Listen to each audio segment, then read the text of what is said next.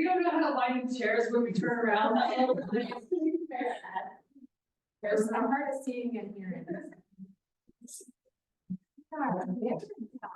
I'm tired though.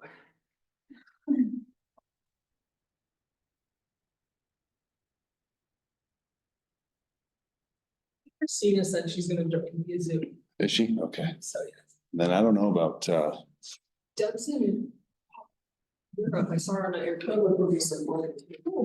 Deb. I just realized, no, sorry, not Deb, Dana, thank you, Oh, Dana, yeah.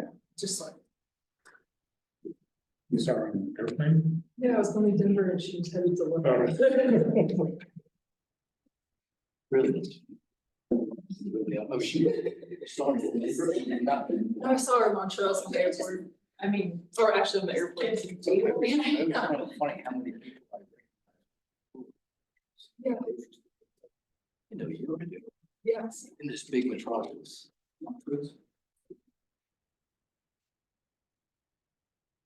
And no dates in town. I think he said he was gonna be a little late. So work.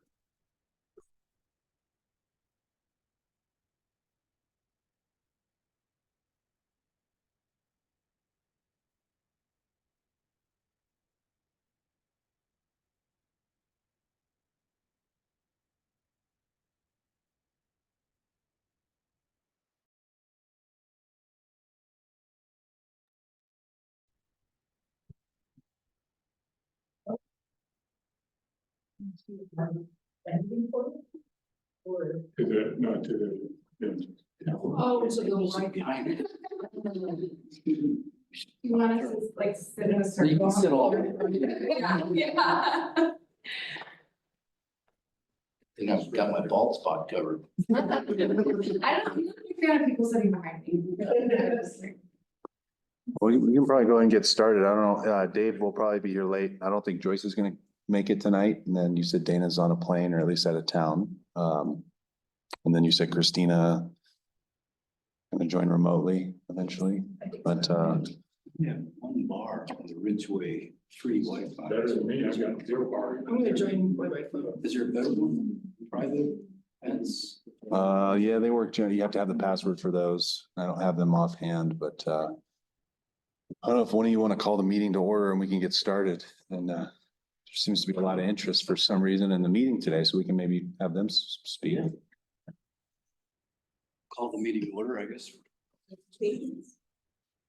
All in favor? We'll do, Joyce is not here. Dana's not here. Dave Jones is not here yet. David Keymeyer is here. Christina, not here yet. Sheridan and Terry And the dogs. and the dog. Yes. Somebody's proxy. Albus. Albus, yes. Right, ALBUS. Exactly. Harry Potter, I don't think this is concerned degrees. Or are you all okay if we kind of just see what the interest is? Yeah. Sure. Is there, yeah, I mean, if you all want to have the floor as to why, why there's so much interest in. Basically, we're all concerned about the initiative to push for everything to be electric in town. Or maybe not, I'm not necessarily concerned, I'm really curious in this stage. So, yeah, I'm concerned, I'm completely concerned. Yeah. Sure. Curious about the phase two, more or less, is like going for private property, businesses and everything is more and more considered. So just to be clear, the first resolution, which is on the agenda, so we could do that, is to have all town operations go net zero. And the pathway to getting net zero to offset the use of fossil fuel based energy is to go all electric, because then either the town can put local solar on individual buildings or subscribe to SMPA's Totally Green program, which is a program in which they use their renewable energy generators, which are the hydro plants, the solar systems, those generate what's called renewable energy credits or RECs. And then the S&P utility will retire those recs on behalf of people that pay a penny a kilowatt hour premium to be part of that program. And the town currently does that. So the town is paying the town operations, this building, you know, the water treatment plant, sewer treatment plant, marshal's office, all of the town's facilities, the electric accounts, they're paying a penny a kilowatt hour premium to source that new electricity. So, but the resolution as it's worded looks more as though it's not just the town buildings and the town operations. It looks like it is the entire town, every home in the town. You're talking about the Yeah, no. the resolution. So, Yeah. so the resolution, it does not apply to anything outside of the town as an organization. I can understand the optically, and there's a lot of rumors out there, but it's simply a non-binding goal. It's just a resolution that says that by 2030, the goals for town operations, you know, operations townwide to be, you know, net zero. That's a very ambitious goal to reach by 2030, probably ambitious to get to it by 2035. But just to be clear, it's only related to the town of Ridgway as an organization. On a tangent to that, there's been an initiative for a long time spearheaded through Eco Action Partners, the somewhat local nonprofit, based on the state mandate. I can't remember the name of the House bill, but there's a solar, what's the name of the code? There's an energy code board that was established through legislation. And through that energy code board, they're recommending updates to what's called the solar and energy, what's it called? Electric ready. Solar or electric ready building codes, which a lot of the jurisdictions in our region are exploring. Because at some point, all our jurisdictions are going to have to upgrade, if you will, to more current versions of the International Building Code. So the residential code and the building code as well. And so the initiative revolves around exploring implementation of that solar and electric ready code as well. And then there's all. States, you're there through like a state, so that's. A lot of it is driven by that, but there is an initiative to explore making all new builds. And, you know, you all can elaborate on this, but new builds, not just in the town of Ridgway, but in other jurisdictions that participate as part of the Sneffels Energy Board through Eco Action Partners. Electric only, right? Like all electric. And so there is that. We're gonna build a nuclear plant. Because how are we gonna, like, the whole process of like solar panels and wind turbines and all of that stuff actually uses generally more fossil fuels than the actual like coal power plants. So like when you go back and forth with that, like the only real clean way to have that kind of electricity would be to have a nuclear power plant. Sure. And I don't know that this is the forum to. So I was still up the ring. I was a key constituent of San Miguel Power. And San Miguel Power supplies 95% of its electricity from Tri-State. Tri-State is currently about 35% renewable in their electricity supply. They have a goal to get to 50% renewable by 2025. And that's through the build out of their own solar and wind facilities in their mix of the plants that they control. They're looking at getting to about 80% by 2030, 2050 exact dates. So the electric supply that we purchase, that we all purchase through San Miguel Power, is becoming progressively more renewable every day by virtue of the power plants that they're constructing. They also have the ability to produce 5%, and it's going to be 20% locally supplied renewable electricity, which will then supplement some of the electricity that they're purchasing in Tri-State with locally generated renewables.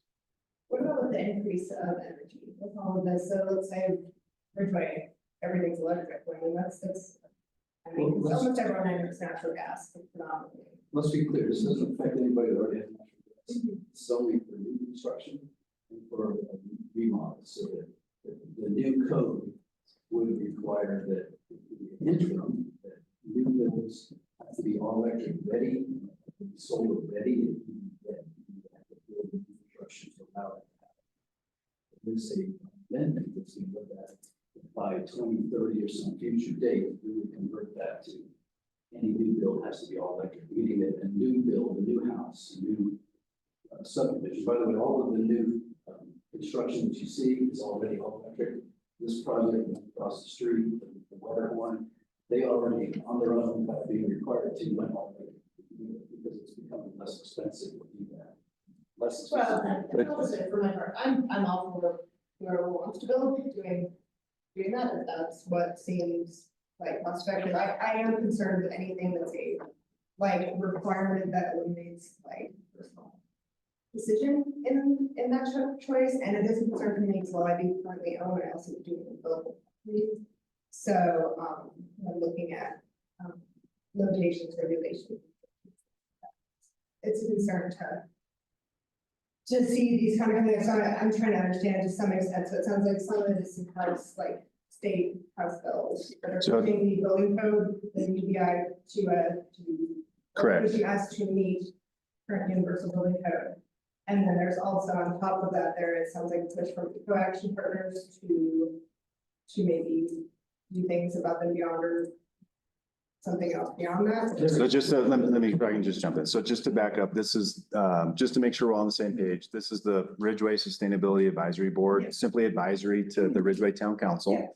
All the initiatives and everything we were just, we're kind of talking through, have nothing to do with this board. Certainly at this point, this board, or not at this point, but eventually this board will review and make recommendations on what's presented on what the Sneffels Energy Board, that Energy Board cohort put together and recommend for all the participating jurisdictions by way of, the code package and all the amendments, including what Terry was talking about. But we're a long ways from that. I shouldn't say a long ways, but we're several months away from that. And so at some point it will come before this board. And this is a pretty good forum for these advisory board members to hear from you all, but there's going to be a better time once we understand what that package is, because we don't understand what that package is at this point, to inform the decision-making process. And then that'll better inform y'all's opinions based on the substantive nature of what's in the packages, right? Yeah, and I'm just trying to, and I know you guys have the answer, so I'm also okay with like, we don't know yet as part of the answer. I'm trying to build out a little bit like the understanding of the different components of what's going into like initiatives. So it sounds like some is being driven by state driven legislation, some is being driven by Sneffels.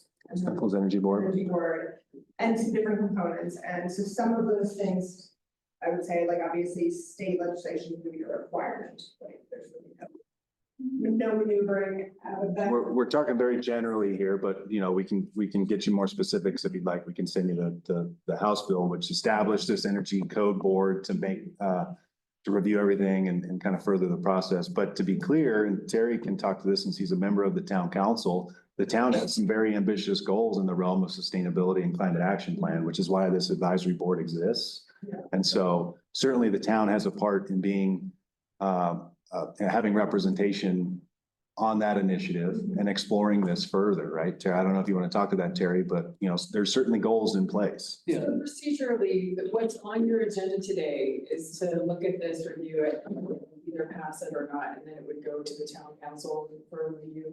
There's nothing on the agenda today for forwarding to the town council. They are reviewing the final version of the net zero resolution, which was the very first thing that we were talking about, which was already approved by the town council 3 weeks ago or whatever it was. But again, that only pertains to town operations. The town is an organization in all of our departments. These vehicles and all that being electric, putting in no electric parking that is specifically only available to electric vehicles, which takes up space for everybody else's vehicle and all of that, and correct? Yeah, town operations. Town's fleet vehicles. So Yeah, I hope and ask increase a quick question about the vehicles, maybe especially my classes are, I was just kind of curious, and maybe this is not the right forum to bring it up, but how inclusive the vehicle component of this is to the overall project. I've been in an 8-year research project. I'm looking at mining in Chile and Argentina.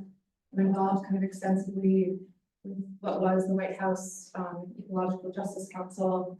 And I know I'm a big proponent and a big fan of sustainability in general. It's kind of my life's work. But I think electric vehicles, especially single-use cars, are kind of one of the more debatable components when it comes to the carbon emission benefits. Especially when it's maybe taking funding away from, obviously not a super applicable Ridgway, but public transportation. And my understanding is like replacing already existing well-functioning cars. Again, this could be like a tiny little thing and a thing, but I'm just wondering like how tied is the vehicle component of this to the greater plan? Should people wonder, is this the best like dollar bang for the buck in the grand scheme mathematical calculation of reducing carbon emissions for the counties and the town? Or is it just kind of a package deal because that's kind of how the general momentum of shifts happen? We hit on a number of things there, sure. It doesn't apply, the goal is to get to all electric for town facilities and town use, which would be one of the areas. And so when there's a need to replace a vehicle, not just adding vehicles. So you're not like wiping up the fleet and everyone's getting brand new. So the town recently, Yeah. in 2025, this budget had budgeted for 2 new vehicles for the marshal's office. One of them was all electric, 150 Lightning. The other one was a That's the Ford truck, right? Yeah. Both of them were trucks. Yeah. And one of them was a hybrid. And that was because it was before the resolution. The town is now, the marshal's office and the town fleet will look to purchase electric vehicles as a replacement for gas vehicles when they reach some. Yeah. So it's gonna be. That makes sense. And has there been a study of like what a town like ours, I mean, in my mind, when I saw this too, obviously we're all coming up this like new, I'm probably last in line, these guys are kind of really leading the charge of bringing this up, and I'm, yeah, good friends and trying to learn, so I'm a little behind, but, like, I was just like, emergency vehicles in winter in a small town, and you gotta go charge for 3 hours, like, 'cause I'm sure that's what was considered, but. Town marshal wrote an entire page report on his exploration of the efficacy of using electric Yeah. vehicles for his fleet. And they concluded that it was a positive outcome. The range on the vehicles, even in cold weather, is proven viable, the turning radius, and they looked at all different aspects of electric vehicles, including whether or not they can get electric law enforcement vehicles outfitted properly with all of their, the law enforcement radios and all the things that they need, and it's proven progress. So the town marshal recommended the purchase of the first all-electric fleet vehicle for the town marshal's office. And my guess is, and Preston can probably speak to this, that as other fleet vehicles need replacement, they're going to be going to this. Or at least evaluating it. Yeah, and the marshal's piece is certainly a pilot, as part of that recommendation, you got to start somewhere, and we'll evaluate the successes and, certainly the drawbacks of having an electric vehicle in a rural mountain town in Western Colorado. So, our marshal's lucky enough to be the first person, the guinea pig to do it. So, There's other towns that are doing that. There's these cohort. It's a committee that you guys are welcome to join. It's a public committee. It's sponsored by Election Partners is the lead organization.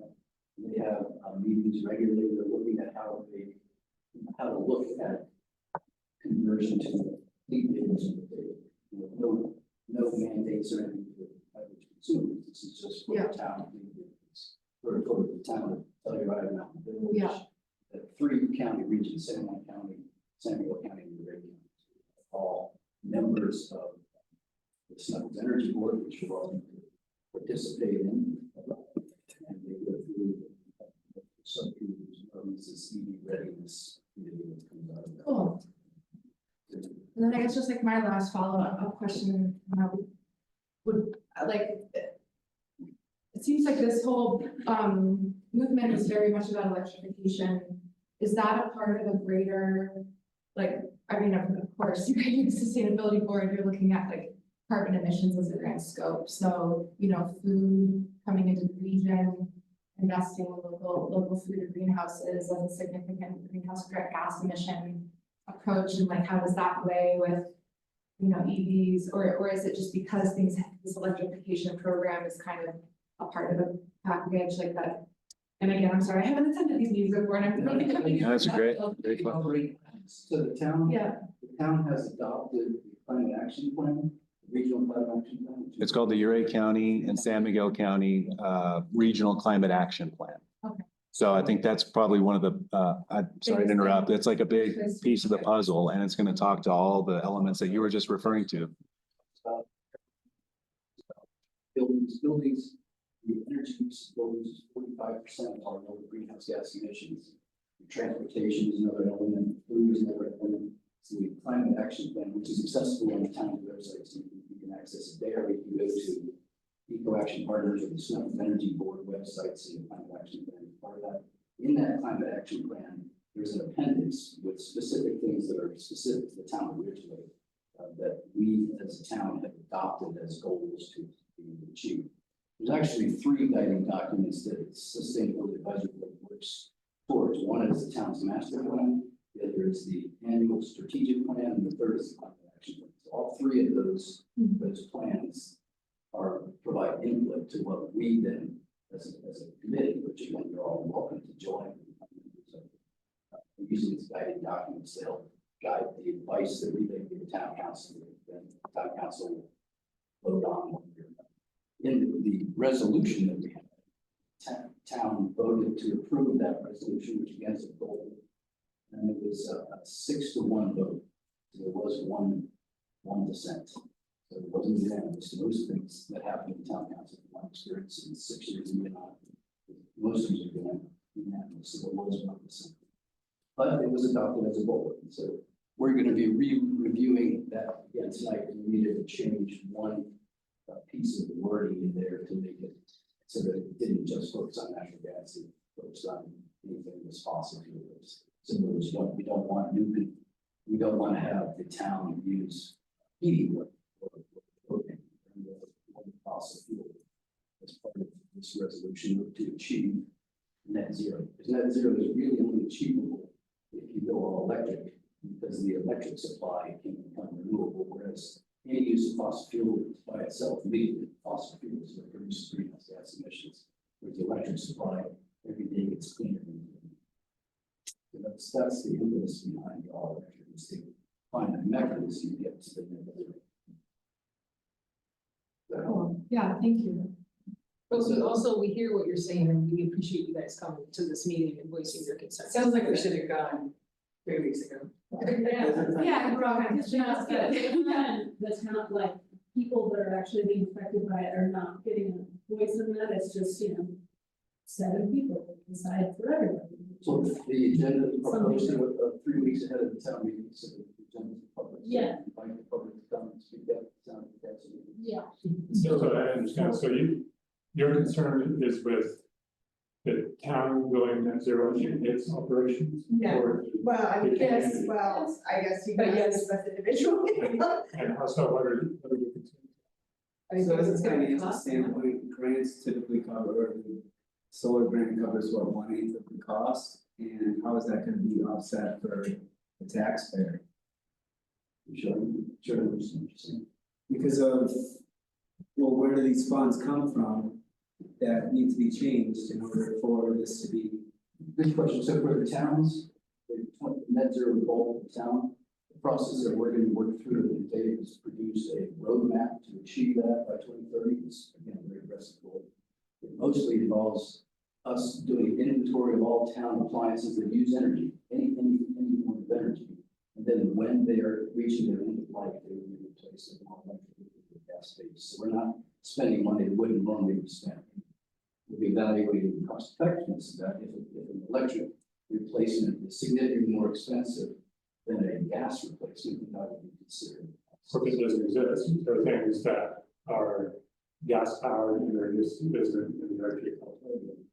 Then we'll have to find some other ways to, get to net zero and allow that. So, I mean, I think maybe your concern is that we're gonna be spending a bunch of money.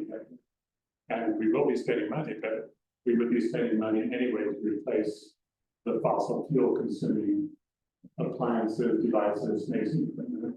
But in developing a schedule for replacing those at their end of life, we may be spending a little bit more than if we replace them with something else and having home. Ongoing, like, continuing. So like, I know for myself, I have, natural gas for almost everything in my home because the cost of using electric in my home for heating particularly, but, renewables is exponentially, exponentially higher, so just like from a budgetary thing for the town government. And we were talking about generally whether or not the electric appliance or vehicle is going to cost more as a replacement. The question of like, how does this sit budgetarily to, you know, with the over lifespan or something? Oh my God.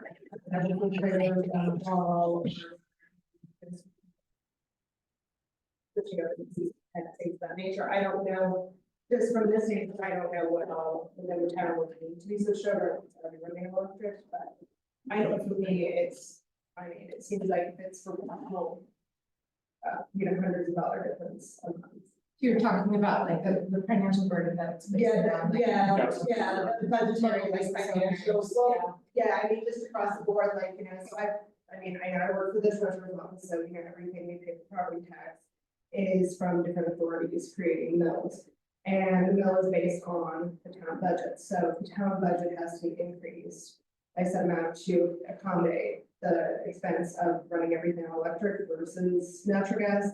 Well, then that does fall down to the taxpayer because everyone's property here is going to be paying that higher bill to cover that. So I'm just curious if there's going to look like what the, you know, multi-year impact financially. Yeah, that would be part of it. So that's, I guess, small potatoes. What about the water plant and the sewer plant? I mean, I know years and years ago, we looked at, you know, trying to do even a solar offset, and the cost of getting the solar offset was more than it didn't make sense. And so, you know, even trying to run something that large at net zero is, I mean, it's kind of mind-boggling just based on my previous understanding and what we actually looked at. To even like try and look at putting some solar panels on to offset, much less to actually run the entire thing. Yeah, okay, let's talk about a refrigerator. That's nothing compared to running the sewer plant. Well, I think the water and sewer trustee is all electrical, right? We're already offsetting that by the purchase of their total green stuff. So effectively, all the town's operations are all already net zero green. So where possible, we're just going to continue to convert gas appliances to electric. So it's, I mean, it might be, I don't think it's completely net zero, the sewer plant. You guys bought a bunch of solar panels and put it on there? No, I'm just saying that The offsets? offset that they would purchase by purchasing renewable energy that's generated. Yeah, I think the whole purchasing offset credits is super weird, but agree, no, I don't believe in it. I think it's kind of, you're just putting peas in the wrong pot. It's not, you're not really doing anything. And I based on, you know, some things that have happened recently in Europe, I think that the whole, like, let's all go completely electric and is maybe short-sighted. Yeah, and solar did used to be a lot more expensive, you're right, and it might have not been feasible years ago, but nowadays with the price of solar going down so far, the tax credits and everything, like these are looked at and they're actually feasible, which is why we're more interested in them, otherwise we wouldn't want to put that burden on any of us, you know?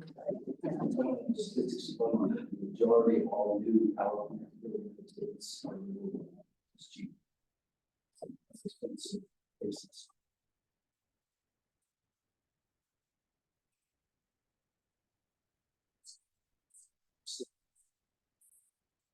Whole song changes over so the heating plant still needed pretty immediate very quick spikes. That's going to be eventually replaced with batteries over time. Doesn't necessarily mean batteries that have toxic uses. Lots of technology being developed for less toxic batteries. You get similar, But the market, just like it was for solar, has to be initiated through demand. So you have to create the demand then creates the solutions essentially.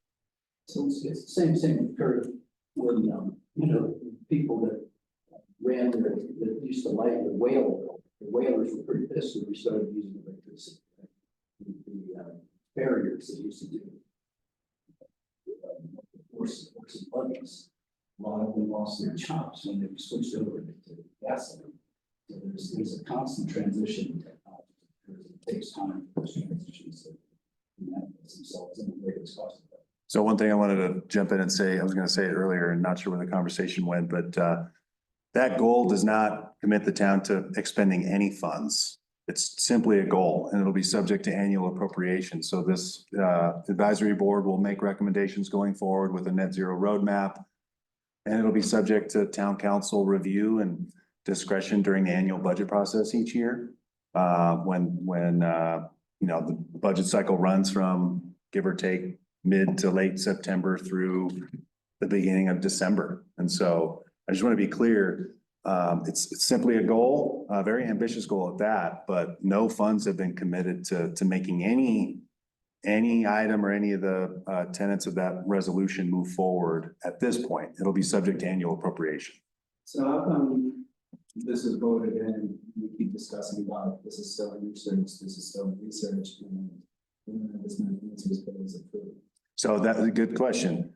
The resolution we're talking about is completely separate from the other stuff we were talking about making all new construction go all electric. That's part of a whole different initiative on the construction front, residential and commercial going forward. So that's completely separate from the town's internal goal. Does that make sense? So we just need to watch the agendas for the new construction. Yeah, agenda. and one thing I'll also say is there's gonna be, and I've been pushing, I don't wanna be that guy, but I've really been pushing for robust, Dave, you guys can attest to this, for robust community outreach when the right time comes. Once those packages are ready to go, certainly the intent, at least not in Ridgway, is not to ram it down everybody's throat. We're gonna need to have workshops. We're gonna need to have other forums. Builders. Yeah, and some of those are, Like, we're really worried about what's happening right now in our economy with various supply chains that are shutting down and how people, from a fear-based standpoint or anything, would wonder what's gonna happen, but.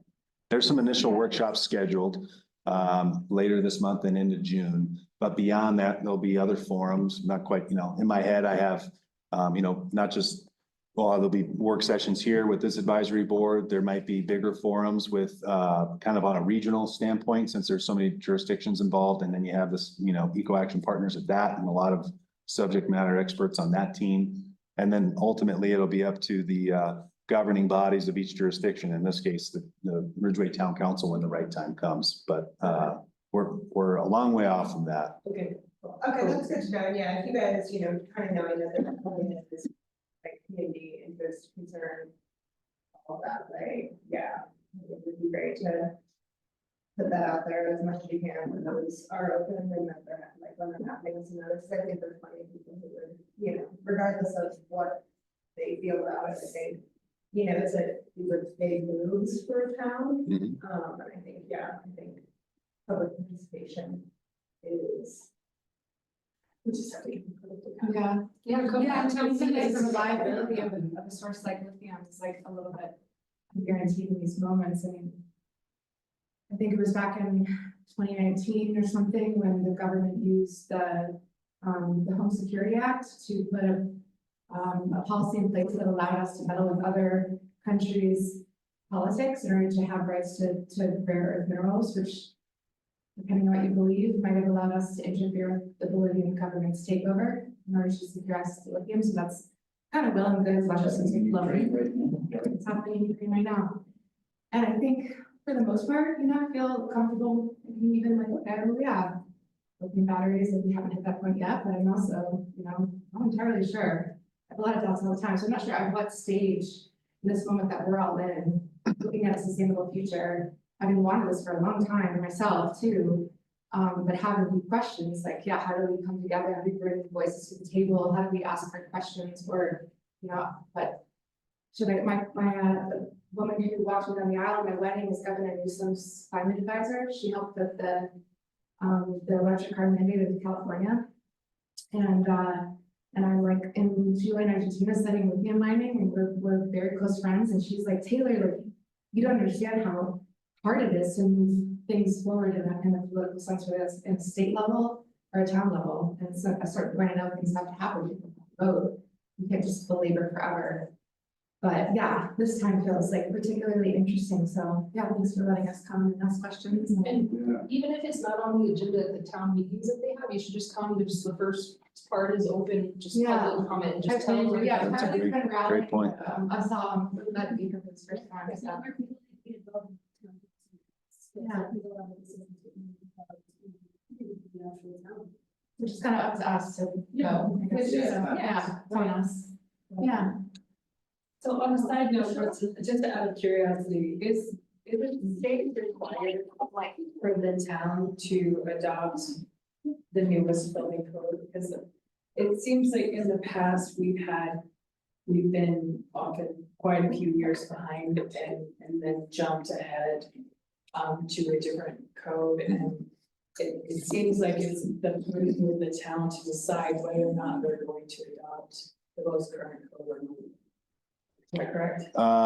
So that's a great question. Right now, the town's on 2018 International Building Code, so like all those sections, right? Yeah. The House bill I was talking about before requires that not just the town of Ridgway, but every city and town, home rule or statutory, doesn't matter, to at least adopt, Dave, I'm looking at you, the 2021 International Energy Efficiency Code by a certain date. And does that include the solar and electric ready code that is being recommended by that state board? Because anytime you update your code, you have to do anything to your code, you have to update that. So, thank you. So, to answer your question, there is a certain date through legislation that the town of Ridgway will have to adopt at least the 2021 International Energy Efficiency Code plus the solar and electric ready stuff. And that's all coming to us eventually as part of this package deal that I was talking about. But there is a desire, and it's all part of, inclusivity and being comprehensive with it, about evaluating some of these packages that would further that, maybe looking at 2024 International Energy Efficiency Code, maybe looking at expanding that to all segments of the Is it required IBC. to adopt every part of the code? Or can a town be selected? That's a great question. I think we could be selective, but that would get wildly complicated, if you think about how many sections there are. So that's something that needs to be evaluated too, how complicated it could be for, I'm making this up, for our building official to be like, oh, you know what, 2021 applies for energy efficiency, but 2024 applies for this. And Well, I think 2020 that there's definitely, and we're off on a totally different tangent. And No, but it's good. It's all part of this. Yeah. But there is a definite cost factor to, you're trying to say that building an all electric home is cheaper, but really like every time you add these building codes and add all these restrictions and all the other things that go along with it, it increases the cost of a new build or even a renovation exponentially. And it starts to really add up. Like when we adopted 2018, we figured it probably added close to 30%. Some of the stuff to the cost of a new build. Like all I'm trying to do is reside my house, and the current code required me to do something that added, I don't know, about $18,000 to the project. And that's hard to stomach sometimes, like I just work in here, I think that's traditionally been the case as more restrictive and more expensive. So, and actually in speaking with the building inspector on some of this stuff, one of the things coming down the pipeline is that new homes are so tight that there will now be a required mechanical 24-hour air circulation system. And so how do you talk about being energy efficient when you're now requiring energy 100% of the time to ventilate a house. You know, like you've gone past being energy efficient into using energy all the time. I think that's factored in. So even that additional energy. But I use- hate the idea of having a fan running in my Running all house the time. all the time, just to be able to breathe and not have it be like suffocating and dying. But I think this is a really good perspective to come to the table. So like, you know, all these advisory boards and ultimately the town council across the region gonna have to make a decision, you know, not only based on their immediate goals, but they're gonna have to reconcile the perspective you're talking about and the perspective of everybody that comes to the table to all these forums that we were just talking about. Well, and that's, you know, I'm trying to find the time to come to those, and it's difficult when, honestly, when you're not like an elected official and this yeah. is like what you do, you come to this meeting, you know, it's a lot harder to find that time to, you know, like, okay, I'm done working now and I'm gonna like wrangle dinner and figure it out and go to this meeting to like have this like long-term discussion. Believe me, as somebody who sat through, I mean, I will say ad nauseum discussions about dogs and leashes. You know, I can tell you that this is a huge subject and hits people in many different areas and not just the pocketbook, but, you know, emotionally and, you know, like I have zero desire to see a wind farm in Ridgway County or anywhere near me. I don't like solar fields either, you know. That's a good point. Honestly, I would rather have a small nuclear plant. The town council meetings, you can join by Zoom and have your camera off, so if you need to be doing something, and then during the open comment time, you can say your piece. Right. Yeah. and- Well, and you know that better than anybody, like being on the town council, you know, you can come to public comment and talk about whatever the hell you want. But you know, I say this on behalf of everybody, and I'm not trying to be cheesy, but I'm glad you all showed up today because I think we can all agree that we're gonna take this and I'm happy to do it. I'll do it tomorrow, but I'm gonna get a hold of Kim Wheels and the team at Eco Action Partners just to underscore the importance of making sure that the community outreach is robust when the right time comes. And it's not just gonna be them, but it's gonna be all of us. They would love to hear that you all, you know, I'd say come out of the woodwork. I had no idea you guys were coming. You guys came out of the woodwork to share your perspective, you know, relatively early on, but that's wildly important. Yeah. That's wildly, that's how this all works. It's just, I feel like we missed the boat. And of all the things, I mean, I'm gonna just go on that, but I am happy to know that like there is an opportunity to talk further and discuss further on specifically, yeah, some things that are far ranging as far as impact to, you know, to private homeowners, to, you know, businesses. And, yeah, and all of this is definitely an issue to taxpayers. Yeah, there's a lot, you know, there's a lot to all of it that, you know, has become, and I can just speak for myself of, you know, having a plan to build in 2019 and then between, you know, the increase of supply chain costs, everything from 2020 on. And then you start to factor in something like, well, 30%, you know, increase if you have these new building codes, it's not even feasible for someone who lives here. And so, I mean, I think there has to be a thing, when we talk about sustainability, part of the thing that's taken into account is like sustainable life for the people who live here. And if we're creating a situation where, you know, the tax bill and the cost of building and all of that is making it impossible for the people who are part of this. And I say this as a lifelong, like, Warner Children's Hospital graduated from a school citizen, raised my daughter here, that it's really heartbreaking. Like, when it sometimes feels like the only goal of sustainability is just about like the net zero number on the page and not about whether it's sustainable for people to live here in this area and raise a family here in this area. And I think that a lot, you know, when I think about building, I think about building something that my daughter could live in. And so, you know, all these things are, you know, they do hit our confidence, but yeah, like she's right, they do hit our emotions and because it does, you know, like whether that future and that prosperity is there for our kids. And, you know, I think when we talk about sustainability, we just talk about it as a whole.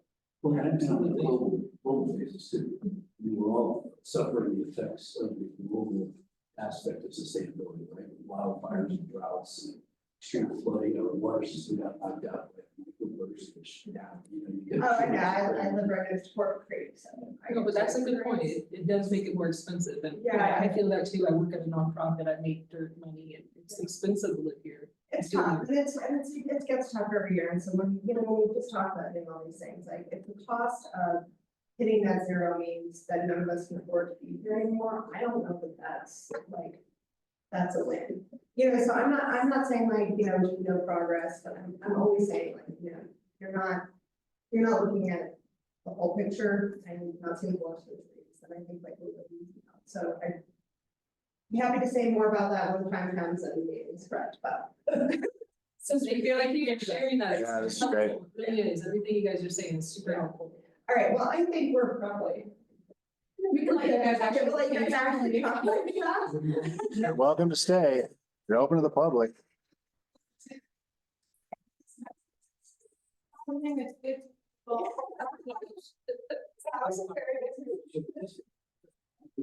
Small volunteer committee. Yeah. So is the town council. So, yeah, small stipend which covers. We know. We know. First and my mom was talking about first and Her mom was a bear. Very nice. Back in the day. So, the town council, I guess. We know. All right, thank you guys for your time. Thanks, y'all. Yeah. Want us to rearrange chairs again, or? There might be another way to come. Yeah, another way. Bye, y'all.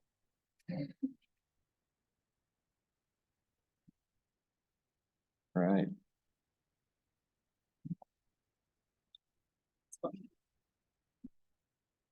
Was fun.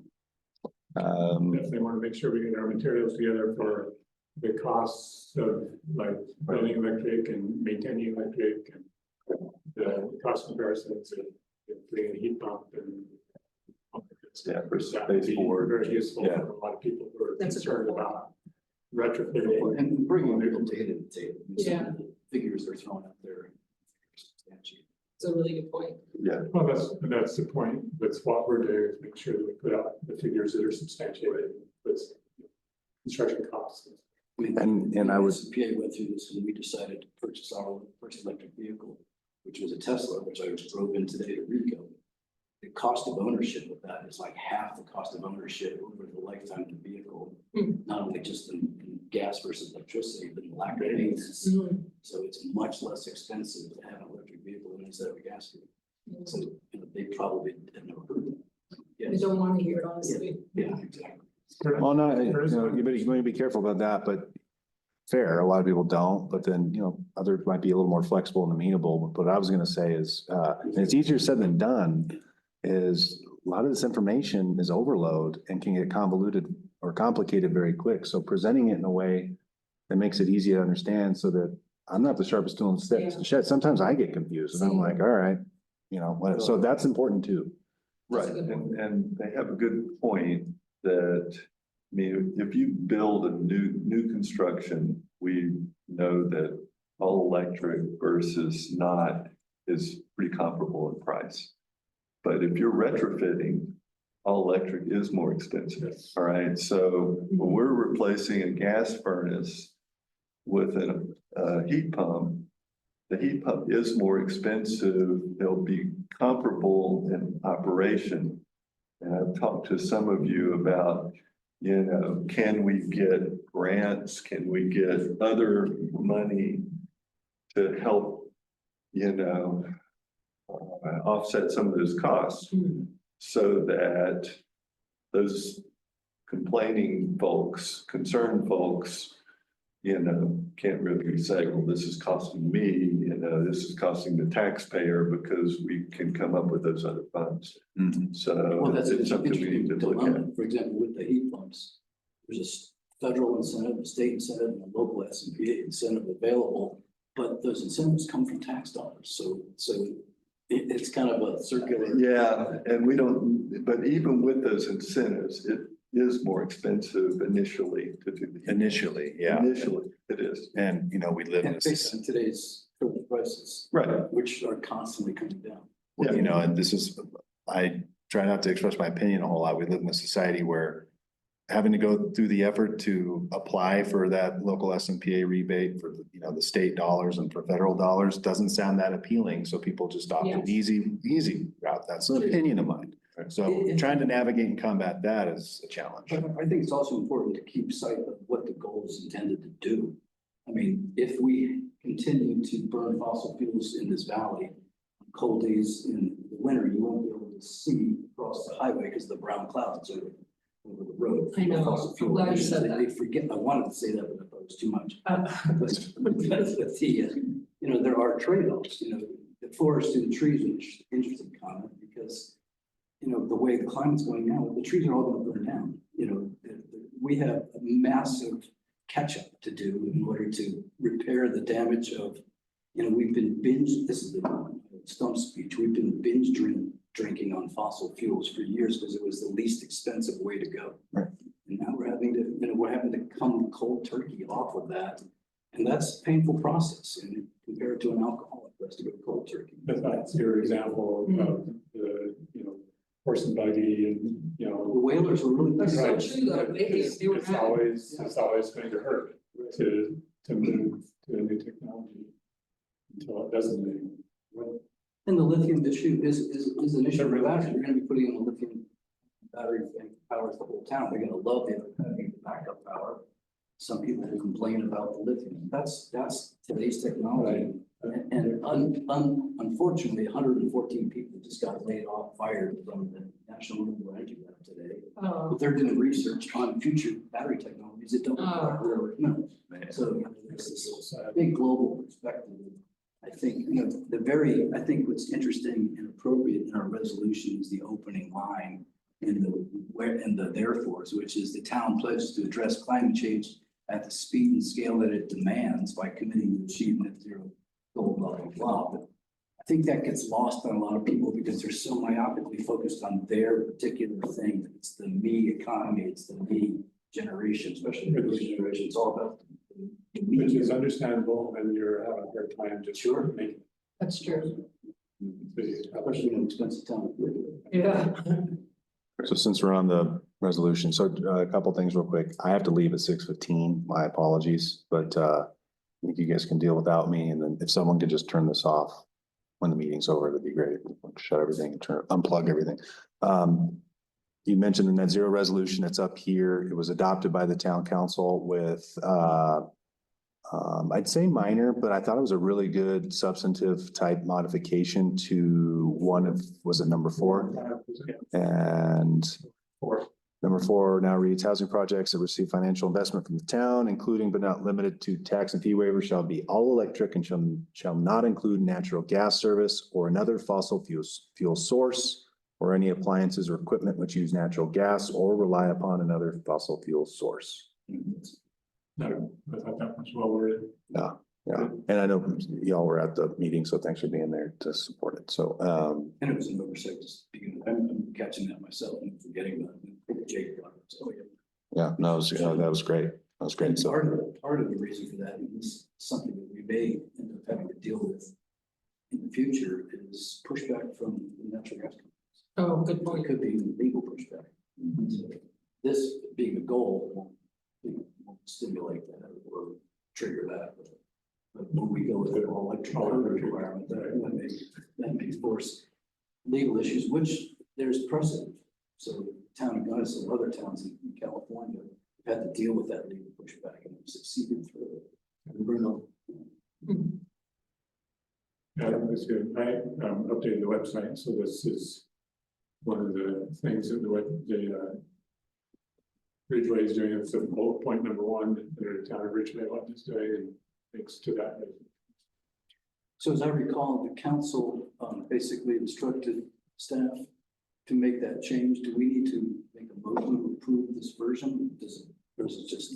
Already out there. it's already been modified and signed. I don't know if John signed it yet, but it'll be signed. It's up on the town of Ridgway's website too, under resolutions. But David, you were saying that it's here on the website Yeah, somewhere. if you scroll down, it's now that first. Oh, yeah, cool. Great. So while we have you here, Preston, next steps after that resolution, we need to do our inventory. And so, you know, we were gonna call Stephen and just set up a quick meeting with him to give him an overview and to kind of talk about, you know, here's some things that we would love to gather. Are you the person? Is somebody else? Is it Pam? You know, so we'll try to do that in the weeks ahead. And I'm totally fine with that. Just know that, you know, that he is going to tell you a list of stuff that he's got to do and coming into the busiest time of year. So you're gonna have to give him a lot of, or the whole team, some flexibility and some leeway in getting that done. Sure, yeah, obviously. And I had said last meeting that I would put together the sites and volume of town gas use. So we actually. This is the natural gas? This is natural gas. I don't think we can burn coal. No, but I was wondering about the. No, this is just natural gas buildings. Oh, cool. Sites, okay? But it's really interesting, and I wanted to ask you about this, Preston. So, all right, we've got these 6 sites, but 2 of them are essentially 0. But we're paying a lot of money for them, or not a lot, it's relative. We're paying $500 a year. Just like access charges or something? Yeah, because These are the 2 that flip it over and look at the gas use, and you can see the broadband building and the sewer lift station each used 1 therm last year, whole year. Is it for a heater or something? They have gas to the building, but they were charged for 1 therm. probably leakage. So those, that's, We're rounding error. this looks like low hanging. Now, maybe that's an error in what I got from Eco Action Partners, but I don't think so. But you know, this is something we'll ask Stephen about, you know, these sites. Because this would be very easy to put a space heater there for a day that was particularly cold, you know. Keep the pipes from freezing. Exactly. So, you know, they make space heater little things that have a thermostat on it, and turns your space heater on if it gets below a certain temperature. Yeah, so, but we're paying about $350 a year for the sewer lift station, but we used 1 therm, you know, in 1 month. And broadband building again. Yeah, the one thing that's interesting to me is the broadband building, as far as I know, does not belong to the town of Ridgway. That's, Okay. Where is, but can you kind of explain what these are? Yeah. it's the CNL, it's the CNL, Public Works. This is what I got from Eco Action Partners. Oh, gotcha. What are these buildings? So, Public Works had, so off Auto Street, you have the sewer lagoons, but on Just side on of, the southern end of that big parcel, we have our Public Works Big garage. facility, big garage, and what we call the hut, where the Public Works guys you know, do some research. There's a lot of files in there and there's computers in there. So that's the hut. Town Hall, you're in Town Hall and the community center. It's all one building. why is that hut burning so much gas? What is it, Heaters. heaters? Or are they, Just inefficient. It's their offices. they're I all, mean, it's just like we have offices here. It's there. but it's a much smaller building, that's just maybe not. Oh, yeah, it's much, yeah, it's smaller than, a little smaller than this space right here. And then where's the public works admin, what's that? Public Works admin is the adjacent garage, because they spend a lot of time working in there. That's where they do like maintenance and repair trucks and stuff. Correct. And then town park restrooms, that's gotta be these right here. Broadband Is there any building. chance that those 2 are mixed up on this? It seems like the admin is the bigger building, isn't it? I mean, it could be. I mean, the hut is what we call the space that they work out of with the office space. So, I mean, we could look into it. There's a chance. There's a good chance. I know with the electric bills, there's a couple of facilities were misnamed on. Yeah, that happens. Oh, okay. So yeah, it'd be good to know on our inventory, and make sure we're getting the right terms for what. But yeah, this is a great This step. is cool. Yeah, So this was indirect from Eco rather than looking at the actual bills from the town? correct. This came So from, maybe that's the next step, is help. Yeah, next step would be that. But we know where to start. Because we do use propane up at the water plant, you know that, so there's no natural gas up there Where's the Right. water? And what's the propane for? Heat, generator, for heat. or heat? Because- In the new carbon activated water plant. Right. What's up by the reservoir? and that's certainly an area where heat pumps could save us because, I mean, heat pumps are a lot more efficient and cost effective than propane. Yeah. So, Certainly. But yeah, that water plant gets cold in winter, and if we didn't have any sort of heat source, at water. those pipes would freeze, Yeah. and that's millions of dollars. I've spent, I can count on two hands the number of nights that I've slept in that building, making sure that the propane doesn't run out. Well, it seems like to me that, I mean, as we look at this, you know, adding a heat pump and keeping the propane as your backup. Right. Would be Yeah, it's optimal. absolutely. And there's an electric generator there for backup. as well. Yep. Although you may or may not know that the battery, this big microgrid, will actually supply backup power to the water treatment. as well. It's on circuits, I didn't know that. Okay, good to know. as well as the sewer treatment. But that's not. Hey, What is the, where is the water plant? Is it up by the? You go- It's No, you go to the southern end of Amelia Street where Dana's Oh, okay. property is. And then there's a green gate and you go up, straight up the hill till you hit the water. That's where they're like purifying the water and Yeah, that's where we treat the raw water coming in. it's coming down from the reservoir. From Lake Tonawanda, but there's also another water source that isn't fed from Lake Tonawanda. It's the Happy Hollow one. Before that, so everything is being done. Yeah, there's pre-sedimentation ponds. It feeds into the water treatment facility. Now GAC pre-treatment, and then comes into our microfiltration filters. And is it on propane because there's not gas service up there? Correct. And there's a holding tank for the purified water, which holds what, a day and a half? There's two tanks, 300,000 gallons each. And in the thick of summer, like July 4th, I mean, that's probably a day and a half, maybe 2 days worth of water. And It's purified already. January 20th, it's 4 or 5 days long, maybe a week, yeah. What's listed on here, plus the water plant, those are the town's facilities. That's one, or is there anything else? Yeah, more or less, and well. Yeah, because I would say the sewer, the wastewater treatment facility, which is kind of a combo of, or it's an add-on to the Public Works Admin Office and Public Works Hub facility. But there's no gas service at the wastewater treatment sewer lagoons, you know what I mean? So, but if your question's about, is everything accounted for beyond the water treatment plant? Yeah, I think, Okay. yeah.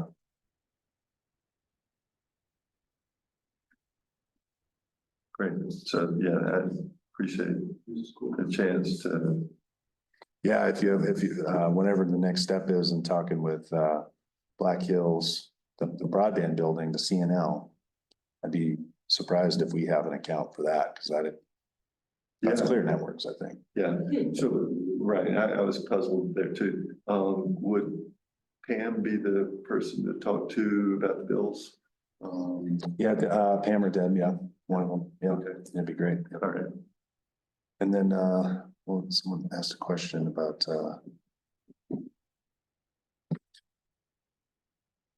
God, I'll remember. Yeah, and we can follow up with them and see where we are. I mean, if we could find some low hanging fruit, it would certainly help us, you know. Yeah. As we try to, Especially if, once you identify those, if, you know, the next criterion down is where are they in their life cycle? Yeah, that's a key part of the inventory, is see what the. Right. And that becomes the lower hanging fruit. Do you know if, there's, if everything does have a life cycle, or do some things they say, well, we'll write them into the ground and we'll replace them? There's some of that, but then, you know, we have a handle on some of the stuff that that can go down more frequently, so we have stuff on the shelf, in that event, but there's some things, and I think it's not unique. I think a lot of organizations just run something to the ground. You're gonna wait until the water heater breaks and then. Right. You know, I thought one comment that you made by them, I can't remember who made it, was, the cost of doing some of this, and whether it's gonna increase their taxes, there's gonna be a mill levy increase in order to do this. I don't think any of us have foreseen a need to increase the mill levy from the citizens in order to fund any of this. So it would just come out of the general, well, in the case of the water, there's two funds, there's a general fund and the water fund. Is that how you call it, the water fund? Yeah, we have water enterprise fund, we have a sewer enterprise fund too. Enterprise funds, and each of those have their own budgets. Replacement components, all of the things that we would probably fund, but I've never foreseen any of these initiatives requiring we go to the taxpayers and ask for a higher mill levy. And so we should probably Make that a capture that point somewhere in our outreach. That's a good point. And I think, kind of to that point, there would be no, it would not generally be a good idea for much of the stuff that we'd be replacing to replace that when they're all in good working condition. It's like that wouldn't make economic sense. However, it's very important for us to make sure that we have that on a schedule and we know what things are going to cost to replace when we replace them. So we need a schedule, we need to know, And especially if it's through that research, there's an assessment that's gonna cost more to replace it with an electric appliance, which. right. I was curious, one of the comments said it costs more to run your house than electricity with gas. I don't think that's really. Well, and this is a good example. You could maybe look at, the cost just taking to run in a water heater right now on gas. And what that's gonna cost for the next 10 years versus replacing it with a heat pump water heater on the electric, given current gas and electric rates, and see where that cost is. And that's. But it is a lot more expensive to run your house on electric if you have baseboard heat. Right, inefficient. I just didn't want to go into the weeds and start talking about all the different, Well, and that's not being incentivized, right? I mean, SMPA won't Oh. pay you a rebate Yeah. to replace anything other than a high efficiency appliance. Correct. Yeah. So, Another point that I wanted to make, but it didn't, is this goal that we have, this resolution, we're not doing this as an island. This is part of, in the Mountain Town 2030, there's this map right here that shows all the other communities in the western part of the United States. They're doing the same thing. So this, we're not, we may be pioneers, we may be one of the first. Those are all 2030s, Yeah, these are all the communities on Mountain Town 2030 website that are. but they're not, those are all they communities. don't that have made goals the of 2030 and all.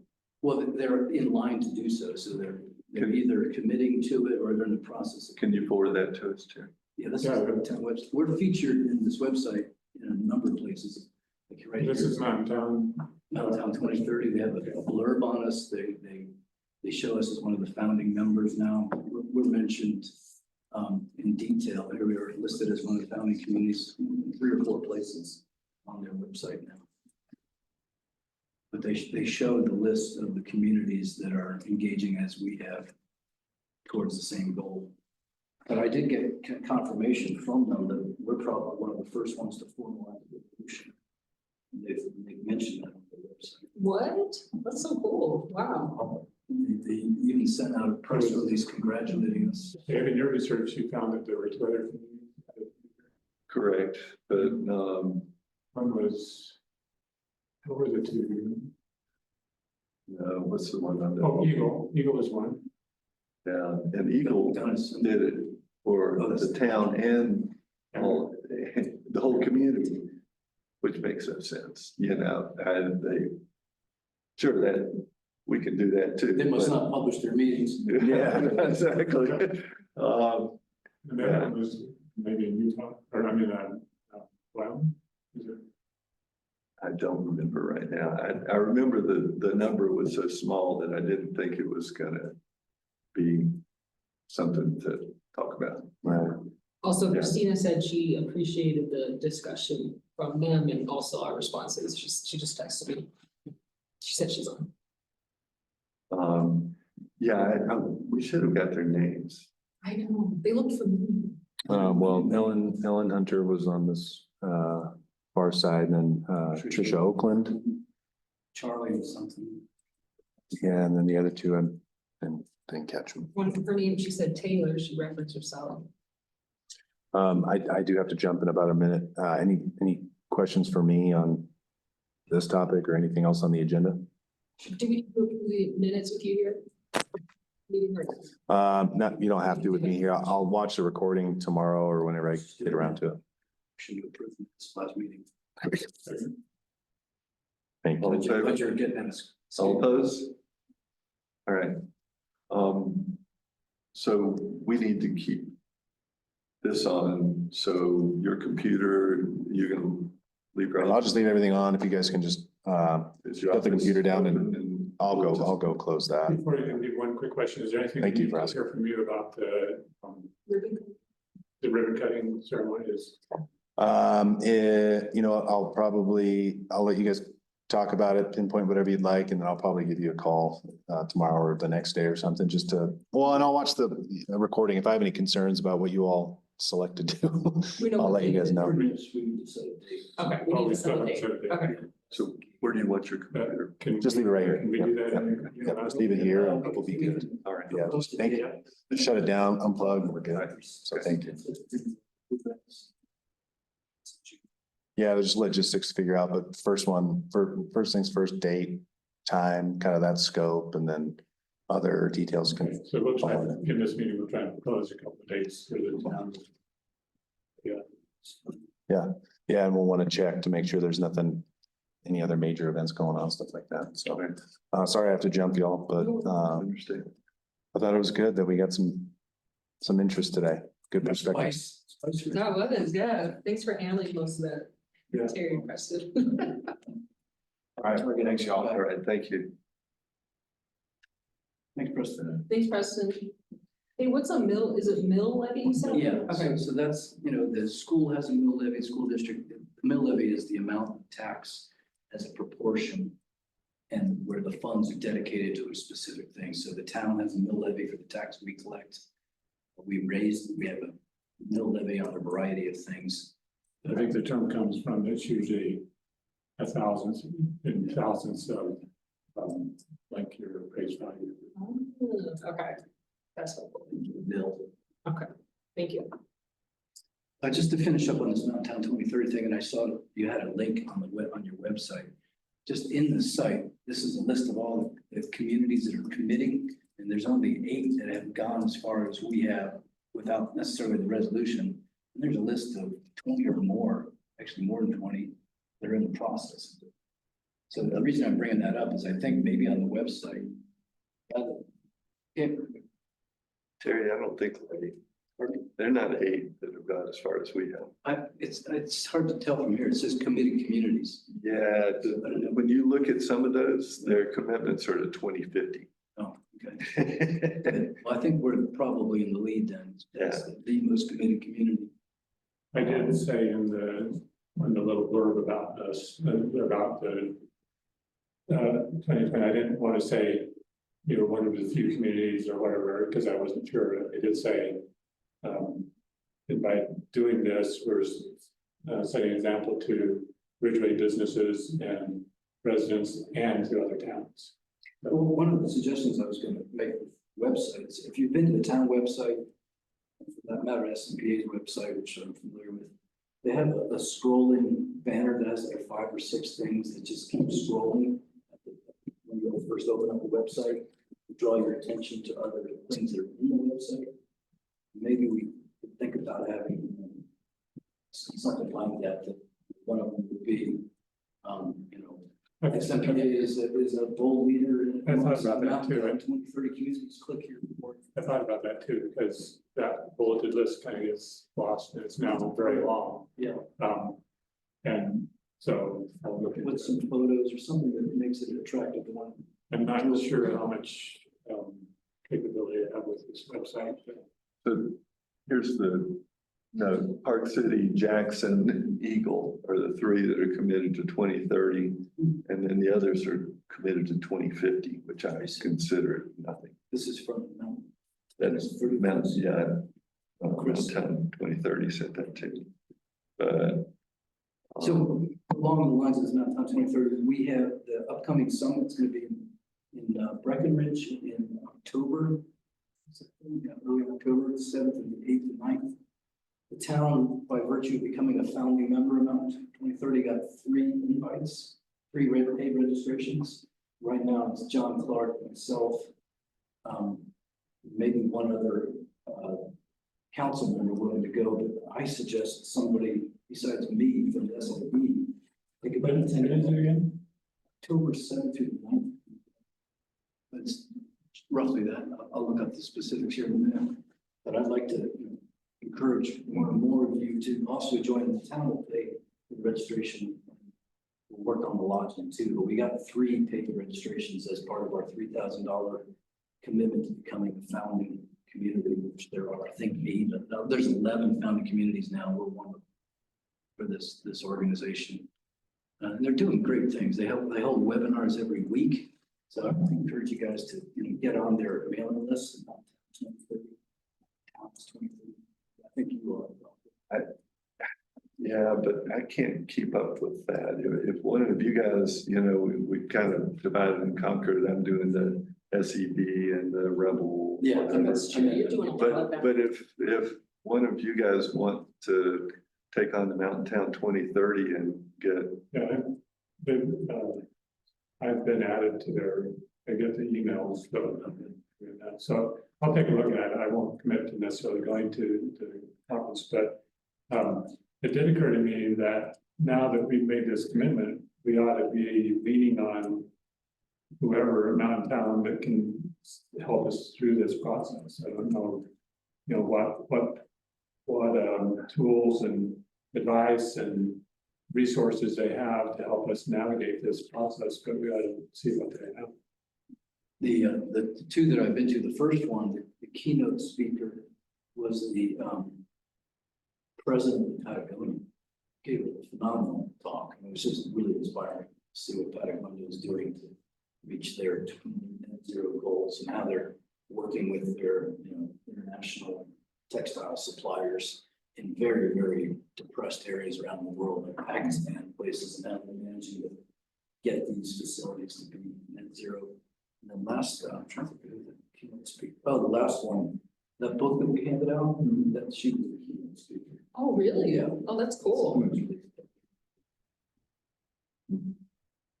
Yeah, it sounds like it could be very inspiring to want to also get, real sort of do it this way, or, we have this experience and.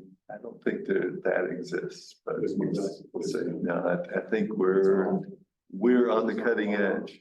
We're gonna help others, but yeah, I don't think others are. But it would be interesting to go look at Park City and Eagle and some of Well, those, see what they. I'm assuming that the way to get to Park City and Eagle is through contacts at Mountain Town who can give us the right contacts at Park Let's City. start in Park City. There must be somebody that's a sustainability manager or whatever at Park City that can give us some real ideas I on. co-presented with Luke, who is the founder of Park City. I gave 2 presentations at the last one, one on behalf of the town and one on behalf of Mike. It's very inspiring time. I mean, you come away, well, because McGee went away pretty emotional. It's a lot of kumbaya, and it's a lot of. There was 90 elected officials at the last one, from all the way from Japan to some mountain towns in Japan. It was Germany. Christina said she is down to look up, sorry, she's telling me she's listening. She said, I can work with somebody on finding those people. That you're talking here. No, I think she means the Mountain Town. people Okay, to good. talk to, yeah. Good, excellent.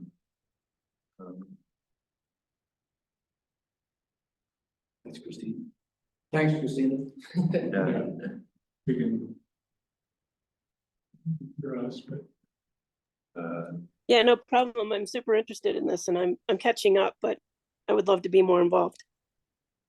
Well, give some thought to volunteering to attend that conference in October if you want. It's in Breckenridge. Yeah, that might work just fine. So, yeah.